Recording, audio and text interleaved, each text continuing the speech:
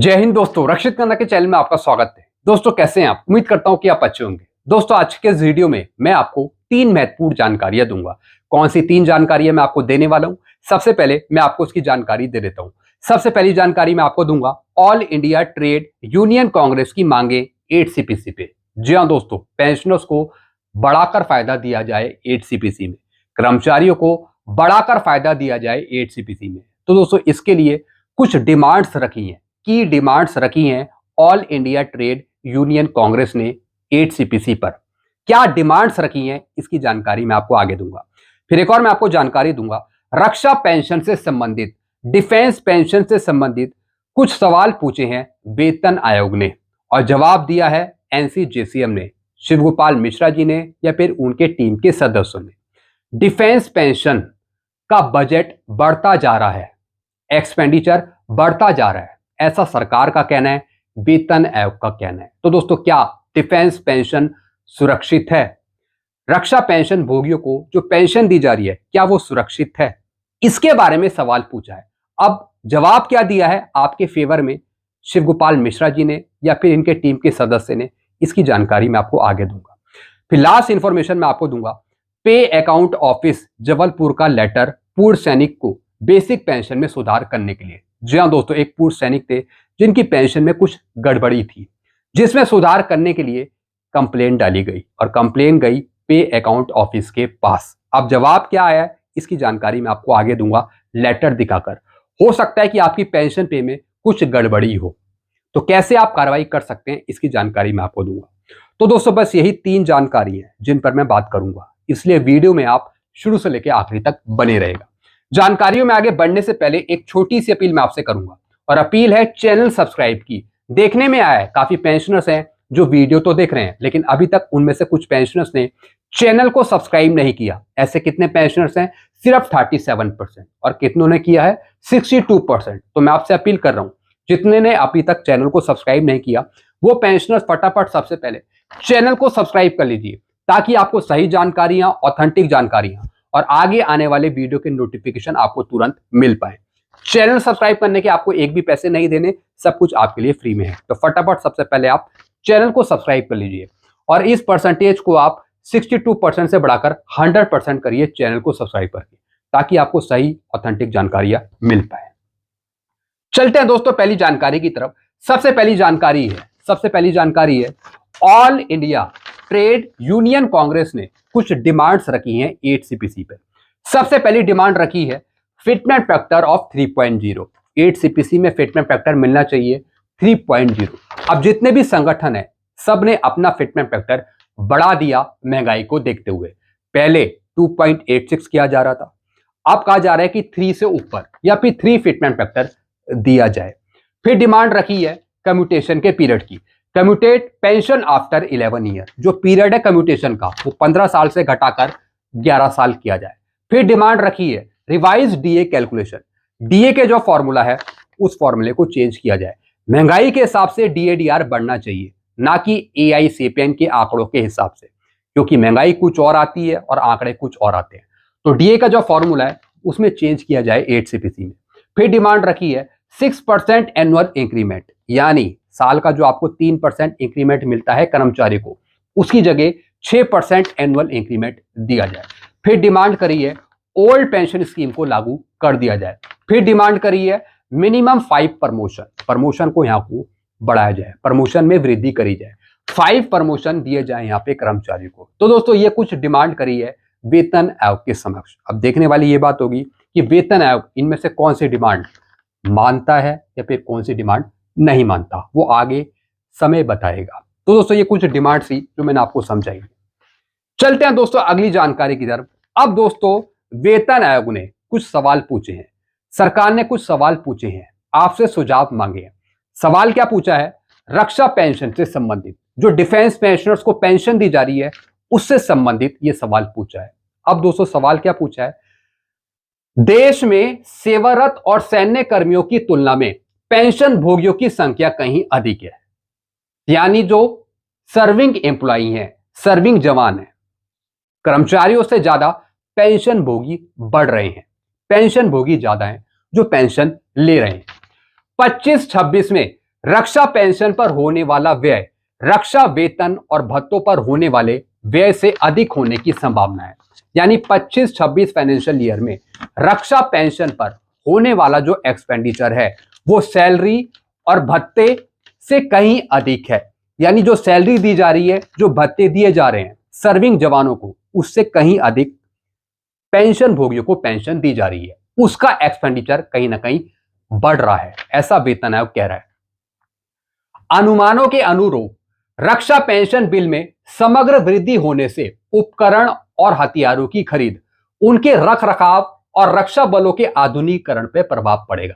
अब दोस्तों, वेतन आयोग का कहना है कि जो रक्षा पेंशन बिल है उसमें वृद्धि होने से उसका असर हथियारों की खरीद पर या फिर उनके रख रखाव पर या फिर रक्षा बलों के आधुनिकीकरण पे पड़ रहा है। यानी जो आपकी पेंशन बढ़ रही है या फिर जो वृद्धि हो रही है उसका एक्सपेंडिचर बढ़ रहा है, जो आपको पेंशन दी जा रही है उसका असर दूसरी तरीके से हथियारों की खरीद पे पड़ रहा है या फिर उनके रख रखाव पे पड़ रहा है या फिर जो रक्षा बलों का आधुनिकीकरण किया जा रहा है उस पर उसका प्रभाव पड़ रहा है। तो दोस्तों, सरकार कहीं ना कहीं आपकी पेंशन को एक बोझ मान रही है, एक बोझ तरीके से देख रही है कि उसका प्रभाव दूसरी जगह पड़ रहा है, जो सरकार दूसरा कार्य कर रही है रक्षा बलों पे, जैसे कि आधुनिकीकरण पे खर्च करना, हथियार मंगाना, उसका रख रखाव करना। रक्षा जनशक्ति लागत और पेंशन बिल में वृद्धि को नियंत्रित करने के लिए आप क्या बदलाव सुझाएंगे? अब दोस्तों, वेतन आयोग आपसे सवाल पूछ रहा है, आपसे सुझाव मांग रहा है कि जो पेंशन बिल में वृद्धि हो रही है, जो एक्सपेंडिचर बढ़ रहा है, उसको नियंत्रित करने के लिए आप क्या सुझाव देंगे? इसका मतलब क्या है कि कहीं ना कहीं जो आपको पेंशन दी जा रही है वो कहीं ना कहीं बोझ साबित हो रही है सरकार पे। तो दोस्तों, क्या आपकी पेंशन सुरक्षित है? अब दोस्तों, इसका जवाब एनसीजेसीएम ने क्या दिया है, शिव गोपाल मिश्रा जी या फिर उनके सदस्यों ने क्या दिया है, ये जानना बहुत जरूरी है। 8वें सीपीसी का प्रश्न लगभग पूरी तरीके से लागत नियंत्रण पर केंद्रित है। जी हां दोस्तों, शिव गोपाल मिश्रा जी या फिर एनसीजेसीएम कह रहे हैं कि 8 सीपीसी का प्रश्न लगभग पूरी तरह से लागत नियंत्रण पर केंद्रित है कि किस तरीके से पैसा बचाया जा सकता है, किस तरीके से कम पैसा आपको दिया जाए, किस तरीके से पेंशन कम करी जाए या फिर जो सैलरी दी जा रही है वो कम करी जाए, ऐसा लगता है एनसीजेसीएम को। और जिस तरीके से सरकार सवाल जवाब कर रही है उससे तो ऐसा लगता है कि सरकार कहीं ना कहीं 8 सीपीसी में पैसा बचाने की बात कर रही है, जिसे स्टाफ पक्ष रक्षा पेंशन लाभों में कटौती के अप्रत्यक्ष सुझाव के रूप में देखता है। जी हां दोस्तों, इससे लगता है शिव गोपाल मिश्रा जी को, एनसीजेसीएम को, कि कहीं ना कहीं सरकार पेंशन के लाभों में कटौती कर सकती है, कहीं ना कहीं पेंशन सुरक्षित होती नजर नहीं आ रही, ऐसा इनको लगता है। इसका उत्तर संक्षिप्त, दृढ़ और नैतिक है। सैनिकों के बलिदान को बजट अनुकूलन समस्या के रूप में नहीं देखा जा सकता। जी हां दोस्तों, शिव गोपाल मिश्रा जी ने कहा है, एनसीजेसीएम ने कहा है, सरकार को कहा है, वेतन आयोग को कहा है कि जो सैनिकों का बलिदान है देश के प्रति, आप उसकी तुलना बजट से क्यों कर रहे हैं? बार बार बजट पे रोना क्यों रो रहे हैं? बार बार बजट का उल्लेख क्यों करते हैं? बार बार क्यों बताते हैं सैनिकों को कि बजट बढ़ रहा है, एक्सपेंडिचर ज्यादा हो रहा है, पेंशन भोगियों की संख्या ज्यादा बढ़ रही है, पेंशन में वृद्धि हो रही है, पेंशन का बजट बढ़ रहा है, ऐसा क्यों बार बार बताया जाता है सैनिकों को? बल्कि सैनिकों ने देश की सेवा करी है, कहीं ना कहीं बलिदान भी दिया है। तो दोस्तों, यह बार बार उल्लेख क्यों किया जाता है, क्यों बताया जाता है वेतन आयोग के द्वारा? स्टाफ पक्ष चरणबद्ध मानवीय सुधारों जैसे कि सेवानिवृत्ति की आयु में चरणबद्ध वृद्धि, पूर्ण मुआवजे के साथ स्वैच्छिक शीघ्र सेवानिवृत्ति का विरोध नहीं करता, लेकिन किसी भी सुधार की शुरुआत सेवा के सम्मान के आधार पर होनी चाहिए, ना कि उसकी लागत को कम करने के आधार पर। जी हां दोस्तों, अब सरकार हमेशा कहती रही है, वेतन आयोग हमेशा कहता रहा है कि आप सुझाव दीजिए कि किस तरीके से जो पेंशन का खर्च बढ़ रहा है उसे कैसे नियंत्रित किया जा सकता है। इसका मतलब है कि सरकार को लगता है कि पेंशन का बजट लगातार बढ़ रहा है, उसे कंट्रोल करना मुश्किल हो जाएगा, इस वजह से वो आपसे सुझाव मांग रही है। लेकिन एनसीजेसीएम का कहना है कि जो सैनिकों का बलिदान है, जिन्होंने देश के प्रति सेवा करी है, आप उसकी तुलना बजट से मत करिए, जितना हो सके सैनिकों को दीजिए, ना कि उनकी लागत को कम करिए, उनके एक्सपेंडिचर को कम करिए। ये साफ कह दिया है एनसीजेसीएम ने कि एक्सपेंडिचर की तरफ ध्यान मत दीजिए। वेतन आयोग को ये जवाब दिया है एनसीजेसीएम ने। तो दोस्तों इनके जवाब से मैं सहमत हूं। तो दोस्तों एनसीजेसीएम ने बिल्कुल सही उत्तर दिया है, बिल्कुल सही आंसर दिया है।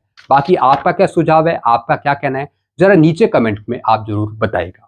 चलते हैं दोस्तों लास्ट इंफॉर्मेशन की तरफ। फिर दोस्तों एक पूर्व सैनिक हैं जिनका रैंक है सूबेदार। इन्होंने अपनी पेंशन पे में सुधार कराने के लिए लेटर लिखा, कंप्लेंट डाली और दोस्तों कंप्लेंट गई पे अकाउंट ऑफिस के पास। तो दोस्तों यहाँ पर पे अकाउंट ऑफिस ने पेंशनर्स को लेटर दिया है कि आपको कार्रवाई क्या करनी है, किस तरीके से आपकी पे पेंशन में सुधार हो सकता है। तो दोस्तों लेटर दिया है 10 मार्च 2026 को। अब इसमें लिखा क्या है ये मैं आपको समझाता हूँ। सब्जेक्ट है टेक्निकल एग्जामिनेशन रिगार्डिंग डिसेबिलिटी इन बेसिक पेंशन। जी हाँ दोस्तों, कुछ पेंशन पे में इनकी कुछ प्रॉब्लम थी बेसिक पेंशन में। तो दोस्तों उसमें सुधार कराने के लिए क्या लिखा है यहाँ पे अकाउंट ऑफिस ने, it is requested to make lesson with record office and urge them to provide sheet roll in respect of इतना एंड नंबर इतना। यानी इन्होंने कहा है, पे एंड अकाउंट ऑफिस ने कहा है कि आप डायरेक्टली अपने रिकॉर्ड ऑफिस से कांटेक्ट करिए, उनके थ्रू शीट रोल भिजवाइए। फिर क्या लिखा है, along with comparative statement mentioning pay detail for affecting date of pay anomaly for further examination of case। यानी जब से आपको लग रहा है कि आपकी पे पेंशन में गलती है तो उस डेट का वर्णन कीजिए, उस डेट को उल्लेख कीजिए और एक कंपैरेटिव स्टेटमेंट बना के भेजिए, तब कुछ आगे कार्रवाई हो पाएगी। यानी आप अपने डायरेक्टली रिकॉर्ड से कांटेक्ट करिए इसके बारे में। आपके रिकॉर्ड के थ्रू ही हमारे पास केस आएगा, तब हम आपकी पे पेंशन में सुधार कर पाएंगे। तो दोस्तों कंपैरेटिव स्टेटमेंट शीट रोल बनाने की यहाँ पे मांग करी है पे एंड अकाउंट ऑफिस ने, वो भी रिकॉर्ड के माध्यम से। ये सब जानकारी पेंशनर्स को यहाँ पे दे दी गई है। तो दोस्तों अगर आपको लगता है कि आपकी पे पेंशन में कुछ गड़बड़ी है तो दोस्तों उसके लिए कंपैरेटिव स्टेटमेंट बनती है, वो आप बनवा सकते हैं, खुद भी बनवा सकते हैं और रिकॉर्ड के साइन से आप भिजवा सकते हैं पे एंड अकाउंट ऑफिस के पास। तो दोस्तों हो सकता है कि आपकी फिर पे पेंशन थोड़ी बढ़ जाए। तो इस तरीके से दोस्तों एक कार्रवाई होती है। बाकी अगर कोई दिक्कत है तो आप नीचे भी कमेंट कर सकते हैं। तो दोस्तों यहाँ पे जवाब दे दिया पे अकाउंट ऑफिस ने, रिकॉर्ड के थ्रू ही दोस्तों ये कार्रवाई हो पाएगी पेंशन में सुधार हेतु। तो दोस्तों ये कुछ जानकारियां थी जो मैंने आपको दी हैं। आई होप सारी जानकारी आप अच्छे से समझ होंगी। फिर भी कोई दिक्कत है तो आप नीचे कमेंट कर सकते हैं, ऐसी जानकारी आपको मिलती रहेगी। सारी जानकारी पाने के लिए आप चैनल से जुड़ सकते हैं, चैनल को सब्सक्राइब कर सकते हैं। चैनल का नाम है Rakshit Khanna. Thank you so much.